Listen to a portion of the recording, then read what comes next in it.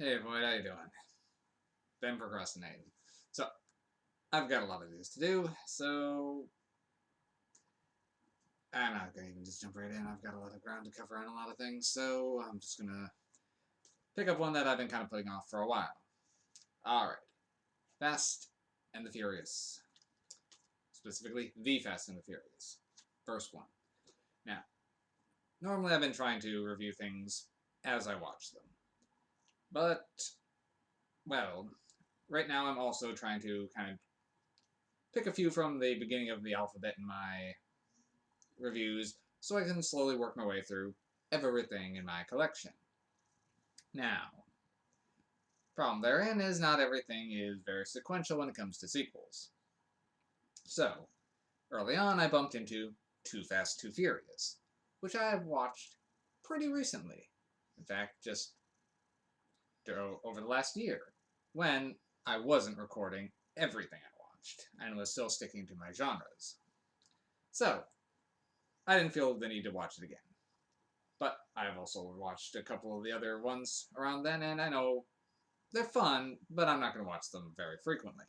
So, I decided to finally just, despite having not been a while since I've seen it, finally dust off and review The Fast and the Furious. But since it's been so long, I was wondering if I was going to be able to do it justice, trying to remember the details. Especially since I've actually seen three of this series already. But I'm just going to wing it. Hope for the best. That's all I can do. So, Fast and the Furious 2001. That's right, this series is over 20 years old right now, and was it the 10th one about to come out? That's what, a movie every 2 years on average, not counting the spin offs? A lot of go fast cars.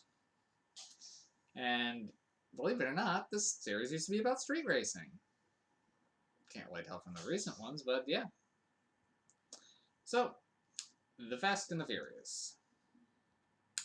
Paul Walker, Vin Diesel, and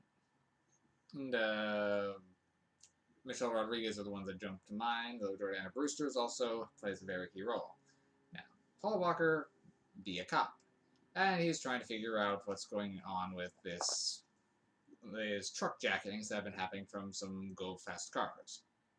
Now, he goes undercover to try to figure out what's going on, and infiltrates Dominic Toretto, played by Vin Diesel's, gang.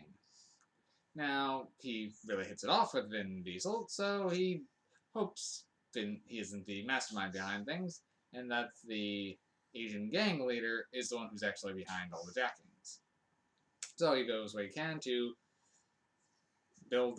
work on the garage, build cars, race cars, and find out who's the one who's doing all those truck jackings. Particularly now that the truckers are arming themselves and about to take matters into their own hands. A lot more street racing in this one than the later ones, which are more action-packed heist films and increasingly over the top. This film is surprisingly grounded compared to a lot of the other ones. And personally, it's fine. I mean, it's not a movie I'm going to watch very often, but it's fine. It's fun, but it's not over-the-top crazy fun that the later ones get. But you have to start somewhere. I just personally don't see how this series became what it did, or why it got such traction. I mean, it's a fine movie. How it got 9 sequels, I don't know. But I guess they're having fun making them, so they keep doing them.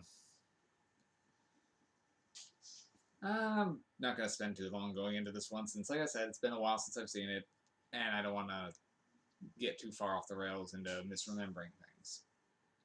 But, for me, it's fine. Give it a slightly above average. We'll give it a 6 MacGuffins. That's other people will probably rate it higher, but this is just not my main shtick.